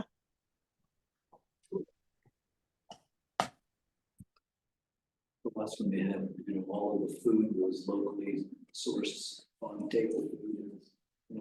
Everything about the conference is sustainable. That's so cool. The utensils to the drinking glasses to the composting, they composted everything from the conference. It's pretty cool. Speaking of composting, I just got kicked out, or I'd share my screen again, but I called the Ophir town manager and he said that they are gonna get rid of their compost cubes. They have 4 right now. Compost cubes. Called compost Just- cubes. He says that they are the size of like a washing machine. So there's, They're pretty small. put their compost stuff in. Exactly, and he says they're working on a grant right now to buy some new rocket composter, some big thing. But they don't expect to get that until like the end of the year maybe. And he said we can come look at it. I told him I might come out and check it out. He says only bad part about them is that they're labor intensive. They currently use a backhoe. He and other people in the town have to manage that and dump it. He says, but the one good thing is that most of the town uses the compost. They come pick it up. But Who picks it up? he says like, Pretty straight. no, like residents come grab it for their gardens and farms and things. Oh, so they're actually doing the composting, people put composting cubes, and then they have a composting. It's operated and managed by the town. Yes, So they're actually doing the compost. and he says it's a lot of work. It's a pain in the butt. He can't wait to get the new one. He said it serves about 175 people. He thinks it might be too small for us, but if we wanted it, we could come look at it. Does the garden have interesting? Or is it out there? I guess the question I have, and I don't know the answer, whether those cubes, how weather dependent they are and Weather dependent? weather dependent, yeah, so, because I think they keep them They're inside. inside. Oh, So is the Yeah. composting actually occurring in these cubes, or are they just Yeah. collecting scraps? No, it occurs in the cube, Oh, okay. yeah. So, Does it turn automatically in the cube? Or- yeah, it's, yes, it's run on electricity. it's running on electricity, so again, the garden, where do you get electricity out there to turn it and, yeah. Their building has a solar power, so. It's running on solar. It's Okay. But a Big bad solar. And by the way, there's not gonna be wind generators. This isn't the environment for it. Yeah, there's too much of this, A right? couple of days ago, it was the. Well, that's the worst condition for. Yeah. The wind generator. You want constant steady. Having a flow at 14 miles an hour. It's a constant 24-hour winds. The turbulent winds damage the wind turbines over time. It's a mechanical problem. but they're similarly gonna post solar. Do we have any other questions about these composters? Because I was gonna write it back and with, if you guys had any comments or questions, or if we don't really want it anymore, maybe. I think it'd be interesting to look at, but I don't know for sure if we know where we put them and how we use them. I don't know. There's. Yeah, I got the sense when we brought this up before that person was like, whoa, not another thing for us. That makes sense. Okay. Now, where they would put it is in the yards over here where they are currently composting all of their branch pickups. So during that cleanup day, I don't know if you get a chance to attend that, they had a big. No, I was out of town. They gave away, which was good bleach compost. Did you get any of that? I was. So they're turning it and watering it. I mean, they're composting those branches, so somebody here is turning and watering. With the backhoe, probably. Yeah, but I mean, and that's working well for them. I don't think these composting cubes would help them in that regard. That's a good point. That would be a lot of work. So there is an existing composting operation that deals with branches. Right. Is it at all scalable to being able for people to drop off their kitchen scraps and stuff like that, or does that I think it's a get different a whole? level of compost. Yeah. branches, they can have a guy sit in the backhoe, you know, for an afternoon. Take big buckets and scoop it over. Household waste is a different level.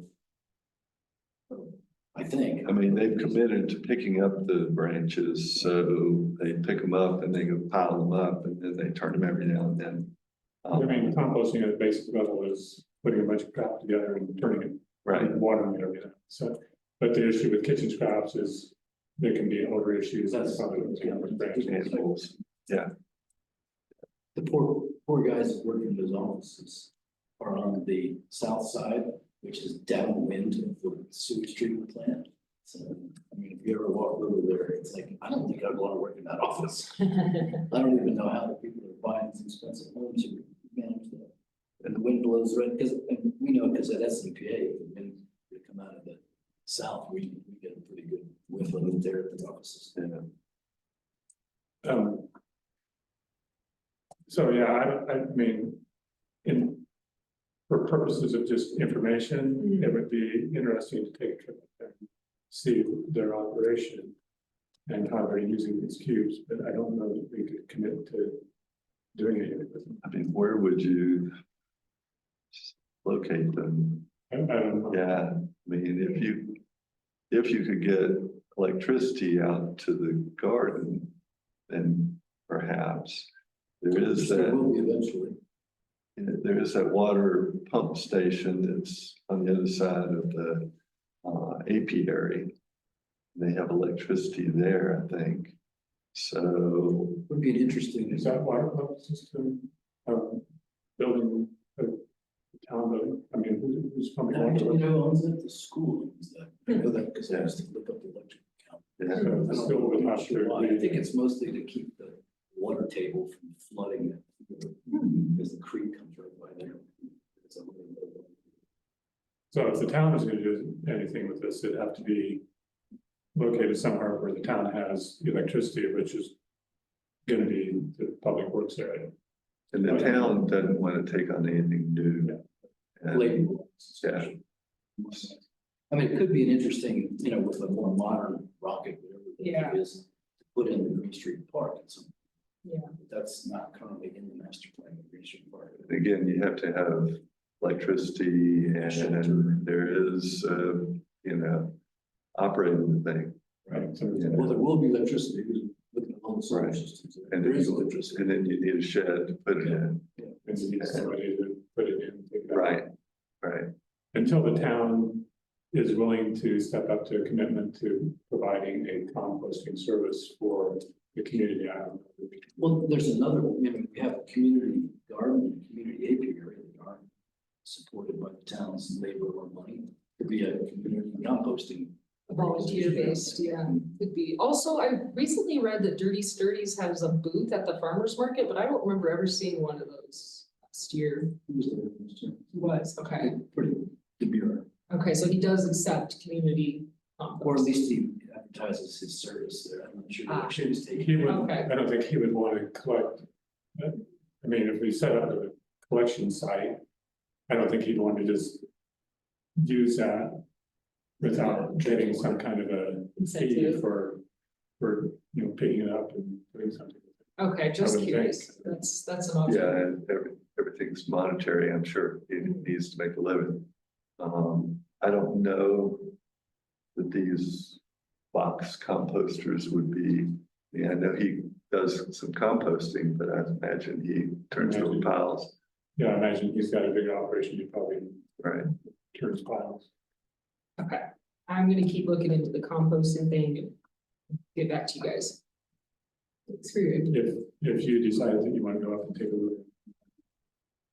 Awesome. Yeah, and one of you could put it in your basement. Honestly, if I had some land, maybe, that'd be cool.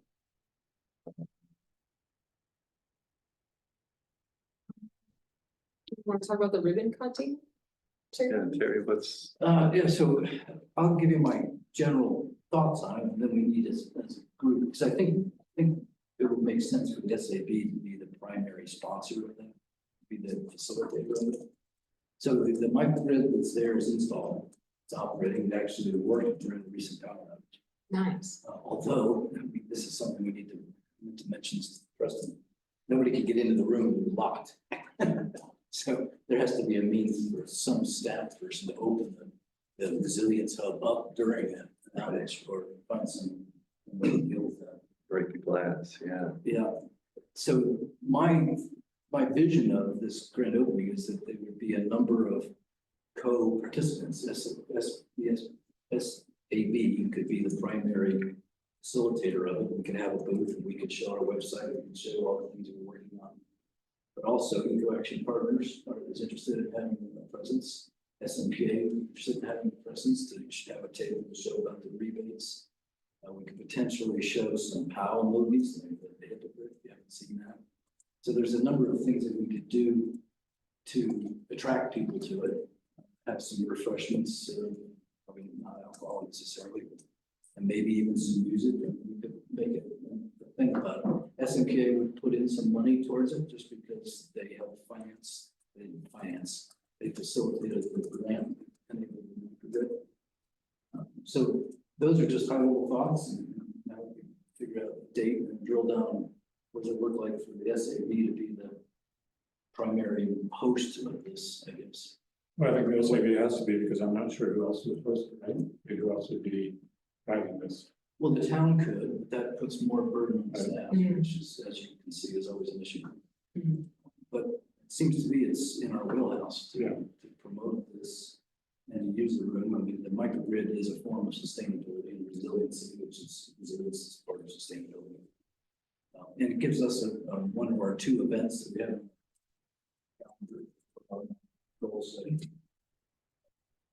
And then what does it look like for us to have a presence there? I guess, besides, I'm willing to help pull all those entities together and facilitate the multiple group participation. But then what does it look like for us to be the primary thing? Do we have a series of lectures, guest speakers? Do we, is it just a walk in, walk out, or are there, timed events, such and such a thing can happen at 12 o'clock or 1 o'clock, 2 o'clock, whatever.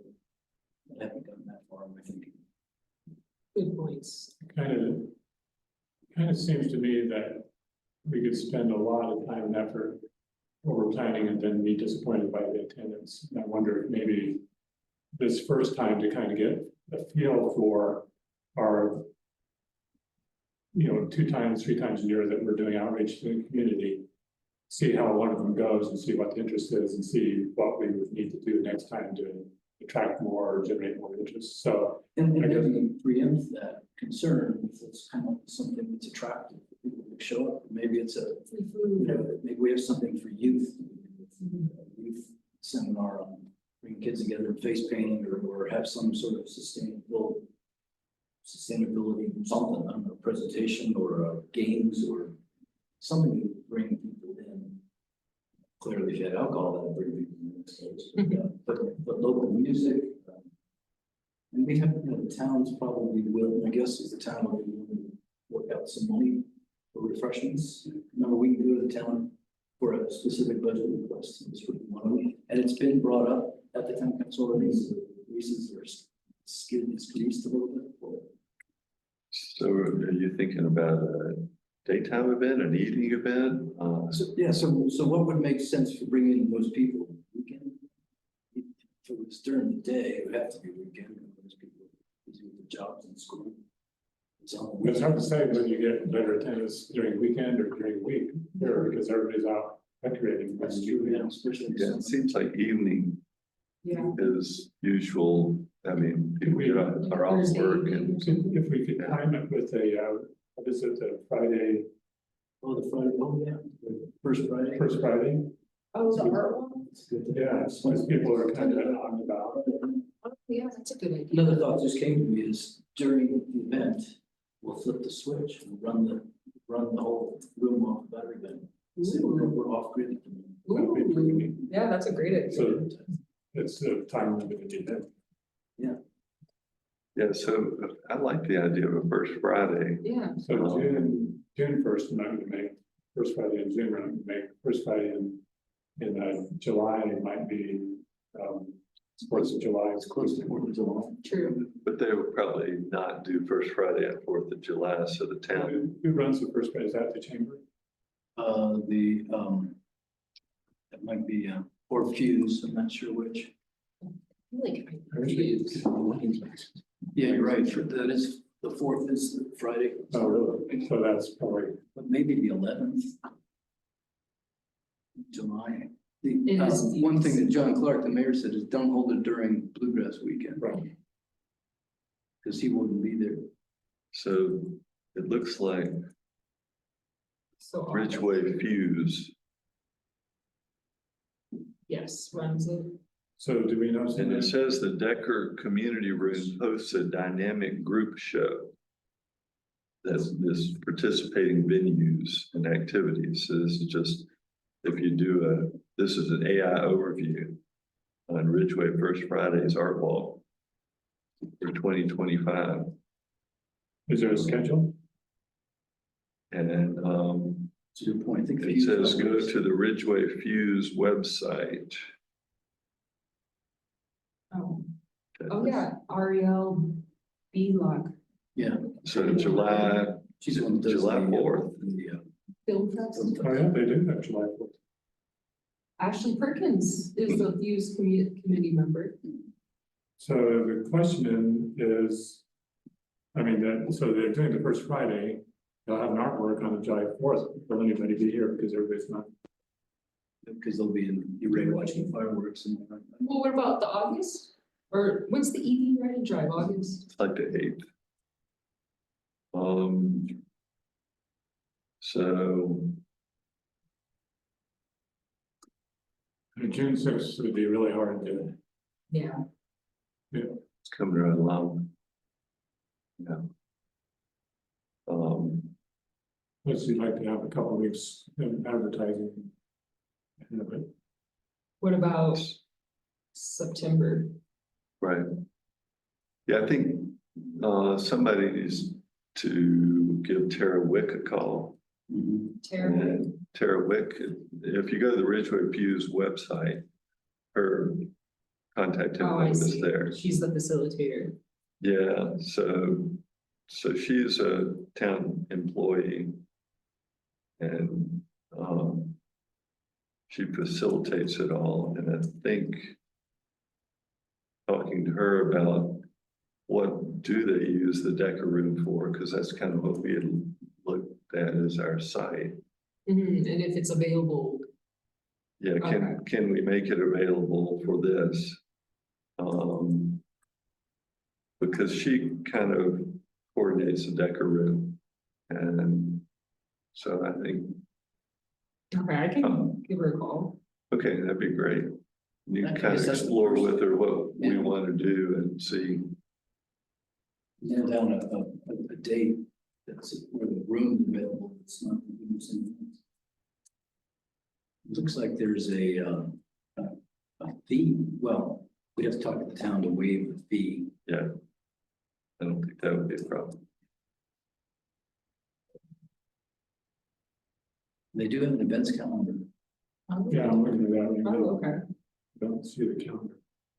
It's under, Went to events. it's down below on the bottom of the page. Oh, there it is. So There's much on. Let me see. there's actually quite a lot. So yeah, we'll have to pick a date that's not something else already. Like July 4th, there's On View and CAF. Oh. Portraits. Oh, that's probably just, it's just, they're just on view, so they, Oh, that's true. That's just the portraits up right now, huh?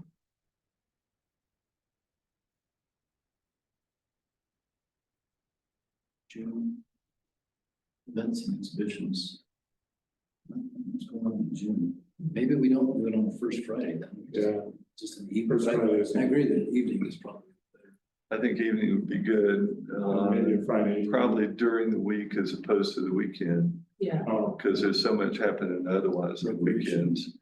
Yeah. But I think, you're talking to Tara and just explain to her what we're trying to do. And she should be helpful as far That as. was the other group that said they would attend as DOLA, the one that provided the grant. They would want to come to it. Fuse was saying they'd be interested in coming. DOLA. Oh, DOLA, okay. Area affairs. So DOLA, SMPA, Eco Action Partners, town, and we are probably the town's rep, SAP. So at least there's 4 musicians. We could invite POW, Protect Our Homes, and see if they want to show. They could have a movies. They've got a number of movies, but the one you haven't seen called The Hypocrite. You can Google it on YouTube. It's a 22-minute movie, but it's all about sustainability. Their emphasis. The reason it's called The Hypocrite is it's featuring a bunch of, hardcore, outdoor extreme skiers and snowboarders and snowmobilers that all realize that they support POW because POW's trying to support fighting global warming, but here they are flying and using helicopters and snowmobiles, and that's The Hypocrite. I like it. Yeah, it's an interesting movie. Yeah, and I mean, Angela's on POW, right? She's Yeah. part of that. She could. And I also know the woman who they did a similar presentation of that movie, The Hypocrite, up at the Powerhouse in Silverton. Was part of this team goal thing that we were doing up there, still are doing up there. And there must have been 150 people showed up. It's really neat. It's obviously for the movie. So I've never seen that dog here. It looks like an Afghan or something. It's cool. Right, so you'll, talk to Tara. Tara, we're thinking, it sounds like y'all are thinking maybe July or September would be preferable. Yeah, I'm thinking if we did a weekday evening and use this movie would be great. But I still think I would ask about the first Friday to see if it's, I mean, that would bring in the people. Okay. You do first Friday and make the movie kind of the showpiece to get people in, then basically have sort of an open, that would be kind of an open house evening. After that, because Well, I mean, first Friday, people are walking around from venue to venue. Right. Which won't lend itself as well to a movie That's true. because, Although the movie's 20 minutes. yeah, if it's only. right, so we can say at this time and this time, we're gonna show the movie. But yeah, I mean, it's first Friday sounds great if that works for Tara. Okay. If it doesn't, then yeah, let's pick a, Second Tuesday. night during the week and then we'll have the movie and we can have munchies and. How do we acquire the movie? I can contact Lindsay Halverson, who's the one who organized the movie for showing in Silverton. So once we have a date, so I guess in the order of things, let's find a date, target date. And I'll reach out to DOLA, SMPA, Equal Action, and POW and get their buy-in on those dates. And there's more than just that one movie. They have like a half a dozen movies that are all similar themes. This one, a lot of it's filmed in the area of high mountain ski resorts. And I encourage you to just go to YouTube and check it out. It's a fun, interesting movie. And the first Friday is technically an art walk. I don't know how we will incorporate the art in this. The movie, is the movie kind of an art, like film? It's a art house movie. Art activism or something, yeah. Great. Okay. That's a good point. She may shoot it down just because it's a different theme. Yeah, but we can see. Okay, I mean, that doesn't hurt to talk to her. that's true. Just see what she says. Right. And as soon as you have, even if it's before the next meeting. That's what I was thinking. Target date. You can send an email to me and I'll start recording to see if there's. Let's just see if we can get a couple of target dates, maybe, one in June, one in July or something, so we can. Or July and September, yeah, whatever, but yeah. Why don't you just send us all an email? We won't reply all, And, you know, let us know what you find from Sharon. Okay. One of the things we talked to, who was at the last meeting from Ridgway Action Partners? Oh, Siobhan? Siobhan. Maybe I'll try and get in touch with her, because one thing we talked about last time was getting some literature that shows about the costs of all electric versus, you know, whatever, some of that information. And it'd be nice to have that kind of thing to hand out. So, and she said that, that's something that they need, some information on. You know, there was some information about, Crescent View. I don't know. But I'll talk to her. I can call her and see if I can explain what we're looking for. Which she, Yeah, I may have some of that actually. And there's some being developed constantly. Yeah, I've got some stuff that Crescent View prepared. yeah, Yeah, give me a call and forward it to you, remind me. yeah, We can put, I think that would be great to start girding our loins for this group that's gonna not be happy with what we're trying to accomplish. Well, based on some of those comments, one of the things I think we, SAB, should do in our event is have some, you know, professionally made poster boards that show the specific goals that are in the town master plan and some specific goals that are in the town strategic plan, and then have Eco Action provide, you know, information of the climate action plan. Because clearly, these people know nothing about any three of those documents, which they're all based supposedly on public input, you know, to generate and adopt. And their comment is, you know, is a classic one, which is, well, the town council just gets together and do these things on their own. It's like they're elected officials, elected by you, and you're welcome to every meeting. That seems to get lost. Right. it's easy to complain, it's hard to, get involved.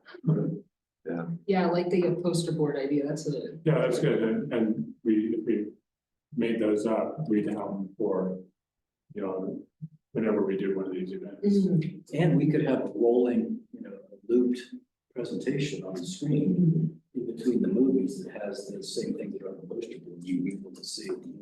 Nice thing about having a poster board is that if you're engaging with people in a booth, Right. you can, you know, talk Yeah. individual points of difference.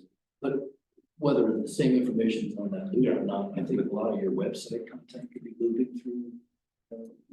I like that idea. Yeah. Yeah, that's good. Saves us from having to come up with things to talk about. Address. Yeah, the Telluride Foundation, I guess, provided Eco Action Partners, they've had a fund over in Telluride Mountain Village to help people go green. And that fund this year is expanding to include our area. Is that? That's the specific money they got some funding for to offer mini grants for people that want to do sustainability measures. Yeah. Siobhan is actually the one heading it. In the past, and I looked at the website, it was available for, I mean, it's private businesses and governments. And, you know, to me, now Siobhan tells me it won't be eligible. Governments won't be included now, but I'm going to push. I got nominated to be on this committee, but I'm going to push so that they'll include governments, because that would help us defray costs again if we wanted to put a heat pump up there in the water treatment facility, for instance. You know, if we could get a grant from, you know, these folks to help us with that, I think that would be optimal. Well, don't have grants for things like this. It's just a matter of somebody identifying and jumping on it. Yeah, you have to be ready. I don't know with all the government changes whether we'll still have those, but Well, we had a tri-agency dinner briefing on that, which is city of Uray County and town of Ridgway get together quarterly for a dinner to share challenges, experiences, goals. And Patrick Rondamelli, who's the local regional manager for DOLA, was the keynote speaker and went through the state of current and future funding. And there's still some, unanswered questions. Right. All of the grant money that I've worked with, $4.5 million, is stable, is now, because it was obligated prior. Well, last August, there was money available, and of course, we weren't ready as a town to apply for it, but hopefully next time money becomes available, We'll have everything written out. we will know, here's what we need, this is what the costs will be, so that we can actually apply for a grant. That's a good point. But a sidebar, there's three of us here, just realized that play pickleball. And the youth advisory committee, which is. Sharon, you pick up pickleball. I know, right? Yeah, for real. Well, Spare time. I'll just make this pitch. The youth advisory committee has a capstone project for their year effort, and they're putting on a pickleball fundraising tournament May 31st. And I've approached one of the members of the youth advisory committee to see if, because it has to be driven by them, if they're going to present to the town council their capstone project and tell them what they're doing, what they've learned, and to make a pitch to make sure to invite specifically all of the town council members, especially those who are roll their eyes at the time where pickleball is mentioned, to come to the beginner clinic ahead of time and also pay $10 to register and help with the fundraising and participate, because we're insulated. The town council and the youth advisory committee don't meet together. Once a year they present to us and they go do their own thing. So anyway, the reason I'm bringing this up is I would also invite other people from the SAP to spend the $10 and come by and support their capstone project. It's a fundraiser that half of which goes to two different charities, one of which is for the town, and the other is the main charity. I can look it up. Anyway, just invite, including Christina, if you want to come learn to play pickleball and pay $10 and support the youth advisory committee's fundraising project. So May 31st. do you I love it. I've wanted to partake, so let's do it. Yeah, Yeah. come on by. The more successful we can help make their event. So is May 31st the clinic or is it? It's a tournament. Oh, okay, it's not the clinic, actually. Well, the clinic is ahead of the tournament. So they're gonna have a youth clinic for kids that are less than 10 years old. And we're gonna have an adult clinic, which is like a half an hour, just to teach you how to play and we hand them a battle and we show them how to play. And then whoever wants to is welcome to actually play in the tournament, which is a couple of the events would be an adult child team. So you get adult teams with a child and then play other teams that have an adult and a child. And there's going to be an all adult round robin. It's very casual. There's no awards and all your prizes. do you have other info like times? Yeah, let me just look it up. It's on their website. What's the website? And Ridgway Pickleball Club. Oh, okay. so it's on the Ridgway Pickleball Club Yeah, website. it's their events. And they put it out on Facebook. It's on the town's website as well now. There it is. Ridgway Community Pickleball Social Tournament Fundraiser Fund.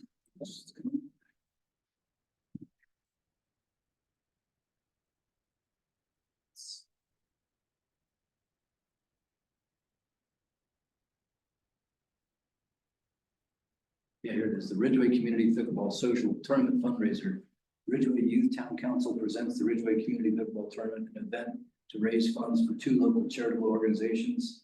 Since the second year, the Youth Town Council has chosen to conduct this event as part of their capstone project in service to the town of Ridgway and community. The tournament is designed to be fun and social event for players of all ages and skill levels. Held May 31st, the athletic park.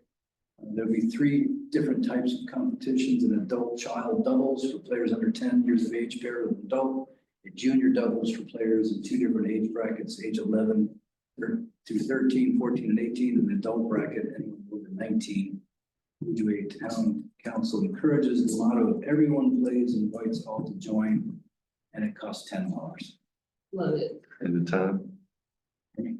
No time, let's see, 9 to noon. Oh, good. Okay. And they may end up putting a clinic on me.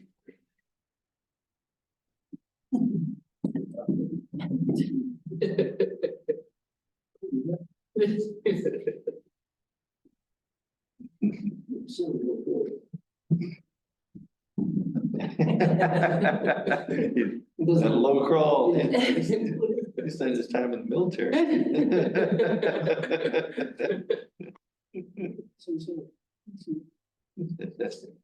I had one thing that I want to bring up, and I'm not sure all who want to assign this to or work on this, but I got a text from Christine Wilson. She's a local landscaper, designer. You know Christine? And she texted me April 17th. And she said, I'd love to meet with you to discuss sustainability and landscaping and ideas for how it can be implemented to work toward the town's sustainability goals. In addition to consideration of water efficiency, native plants and pollinator habitat. I think a lot about carbon sequestration and improving water quality health through water quality through soil health.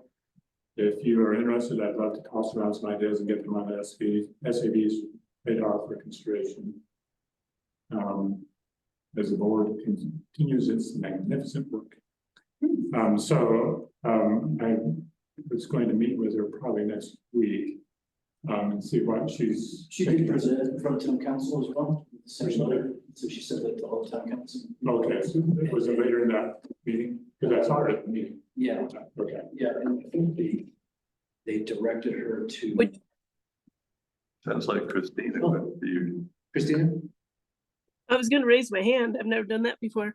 I would be interested in going to that meeting with you, kind of right up my alley. I'd love to hear her thoughts Okay. and just kind of see where y'all are at. Just so I can kind of play catch up a little bit, it'd be great. So she recommended Wednesday, Thursday, or Friday of next week. Thursday and Friday don't work for me. So I was gonna propose Wednesday. Do you have any times on Wednesday that you can or cannot be? I think next Wednesday is perfect. Yeah, that works great for me. I'm pretty open. Does she know you or do you know her? I do not, Okay, all right. but the subject matter's right up my alley. Okay, I will set up a time with her, a meeting with her and then copy you or let you know. That's awesome. Thank you.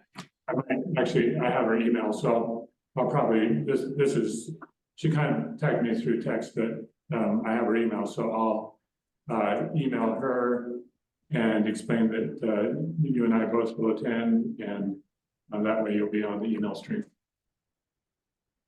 Perfect. Thank you. good. That's great. And it's legal for two of us, just not three of us. Yeah.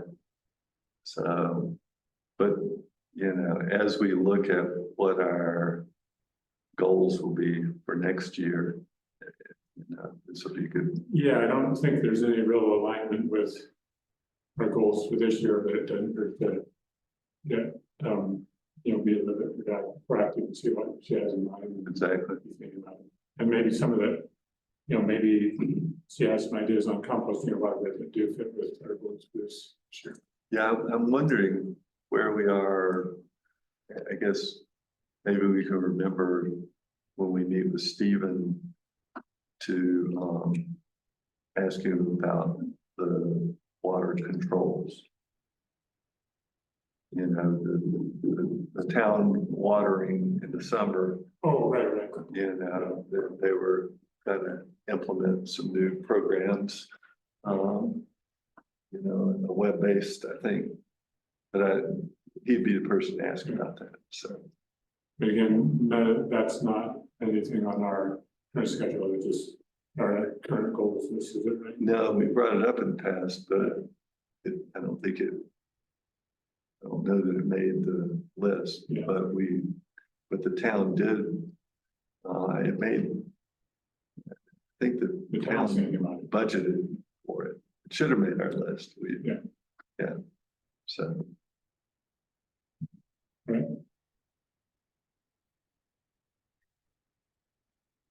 There's an item in our list about turf replacement. That's my name on it, which is why I'm bringing it up. Yeah. That I noticed is an agenda item for the local parks and rec committee. So we may be kind of double dipping. So the parks and parks and trails committee, which Polly Kroger is the town ex officio rep like I am for this. Right. And so I will, I'll keep an eye on that, but it may be that we'd be duplicating efforts if they're already addressing that. And, yeah. That sounds like that's also a little bit of a time here for Christine. Right, Right. that's number 11, right? That I've kind of looked into that, so I've got some groundwork, but if you want to table it, that's fine. Well, I don't No, I necessarily don't think table so. it, I'm curious to see what they do about it. To see if there's any need for us to also work on the same issue. Yeah, that committee isn't really a committee that's. Not very efficacious. It's more of an information committee. It's not town appointed. Anybody, is welcome, but it's really not. The Parks and Trail one. Yeah, I'm on that committee and we can't. If I have time, I'll sit in on that meeting to see what they're addressing. So Dave, are you gonna get in touch with Steven then and see? Yeah, I'll get in touch with Steven. You're around. I'm around, and Sharon said that she'd also maybe want to be involved in this, maybe we. That'd be great, but I don't, we're the three of us Right. aren't supposed to do that. Okay, that's fair. Why don't you and I plan to meet with him first? Right. This is, you're assigned to this and, see where we see, one thought I had, and they probably don't allow, they probably won't want this, but if there's a bunch of records to dig through or something, and they're willing to let us sit in a room with those records and dig through them, then that's something where it'd be, be good to have a bunch of us. Yeah, and I don't know, again, if the records would probably be with Pam. Okay, well, whatever, She's the finance, and actually going through Deb would probably be a good way to do it. So But- meeting with Stephen first, we can kind of tell him what we're trying to do. Right. And get advice from him of where that information is. Maybe he has some, maybe somebody else had some, and then we can take the next step to see how do we. Is this for the gas bills in particular? This is for gas bills, but also the inventory, trying to figure out what we have, but yeah, I mean, I'm shortly behind that, we need to start evaluating, what we're spending on natural gas and regular gasoline for vehicles. I assume that there's some record of that somewhere. Yeah, I imagine, but, I think the bigger question of what is the inventory and what the replacements that are coming down. But also, yard machines and. They want to get everything, yard machines, blowers and Correct, and all that stuff. trimmers and. And I'd like to get Steven's appeal for what he thinks about electric as opposed to gas. I mean, gas, the problem with the electric is battery life. Now you can get extra batteries and hopefully, that won't be as much of an issue, but where are we with that? Well, that's one of the reasons why I keep calling them pilots, but I like the idea of getting some of this equipment out there and have people start using it and see what they think of it. Right. While there's backup, or, if something doesn't work or it's too cumbersome to use, then they can go back to their old equipment, at least see what.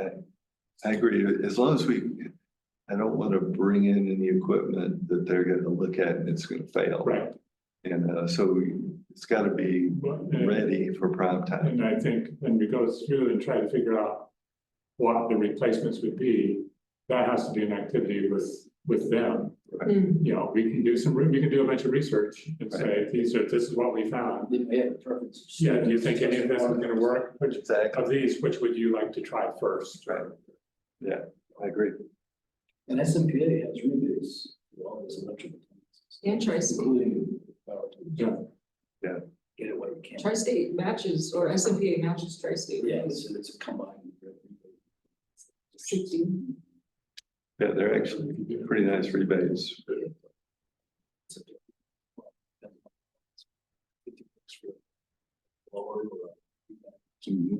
Yeah, There's a new hardware store now that's carrying electric chainsaws. Oh, wow. Electric weed trimmers. Oh, that, Steel is the brand, steel electric chainsaws. I think you just, as Dave says, just talk about crap motor batteries.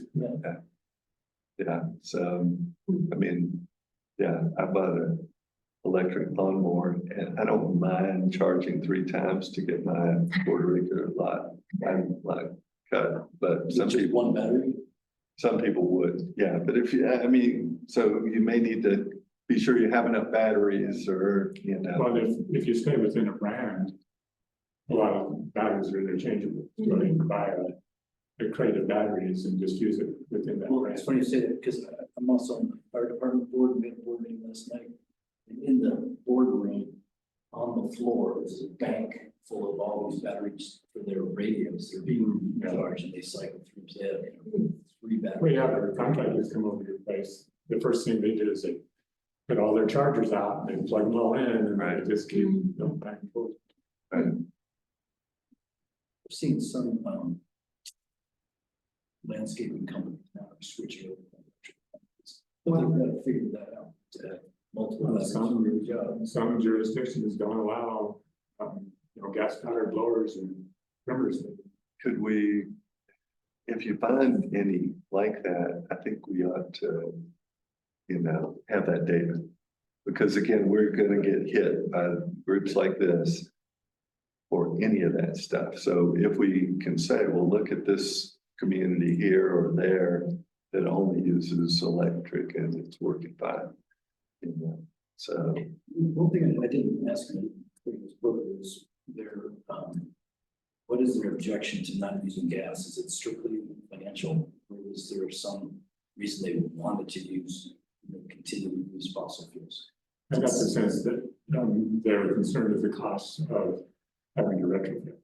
But I also heard one of them saying, I want a choice. that makes sense. Well, you can have your choice of induction stove or electric stove. Exactly. So, And that's gonna be a society-wide Yeah. issue, choice. And right, And there's majority rules in our country, so people who don't want global warming may outweigh those who want. and you definitely don't want to belittle their choices because you don't know the reason for their choices. So There's no longer a choice about wearing a seatbelt. There's certain There things- used to be, and they were against it, right? Lots of people like that, say, don't, Motorcycle. our freedom. motorcycle helmets. and they probably still are against it, but yeah. But they're alive because of them, Right. to have those But choices.